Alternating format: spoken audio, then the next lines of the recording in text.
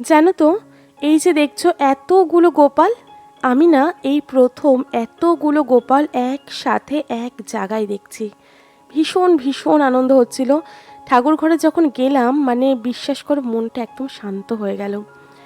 আর এখানে 7 দিন ব্যাপী হয়, এটা একটা বাড়িতে, মানে একটা বাড়ির ঠাকুর ঘর।